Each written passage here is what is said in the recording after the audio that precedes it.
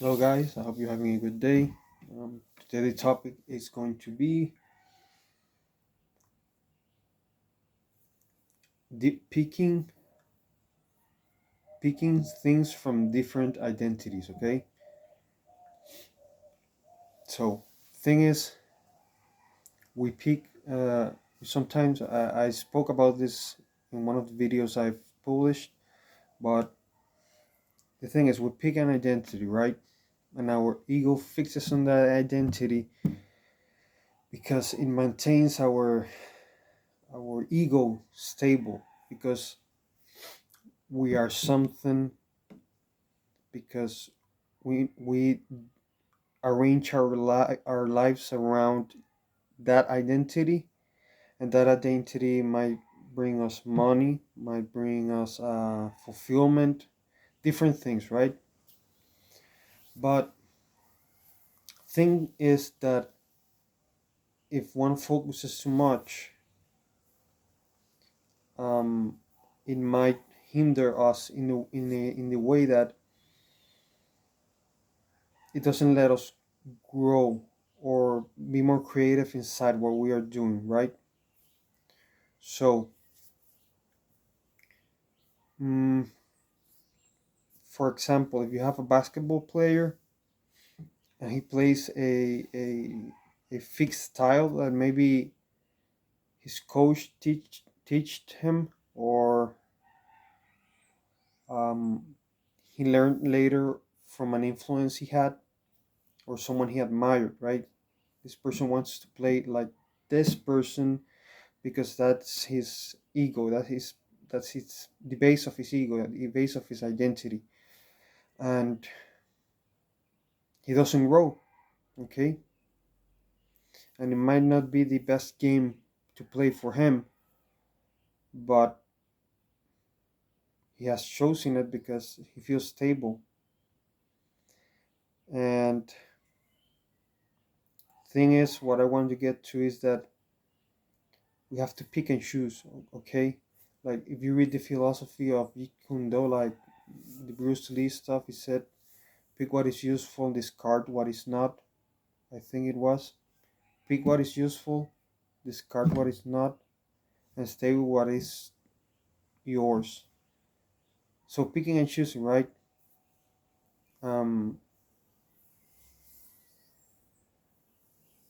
Picking what works for you, or and not just that, just keep growing in a sense, because you can pick the identity, but if you don't go outside it to see other things, you're not going to grow. I've heard this term called lateralization. I saw it in a book by Becoming Superman, um, Stephen Kotler or something like that. It was about flow, right?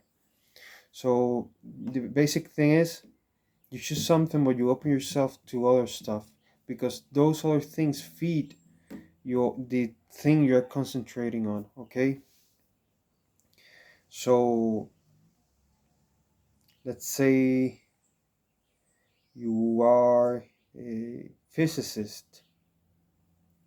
Well, it might be good for you to, I don't know, to explore something else, like exercise, let's say. So now you do physics, and you are interested in exercise, and from in that place you can find stuff that from exercise that applies to physics, and physics to exercise, in terms that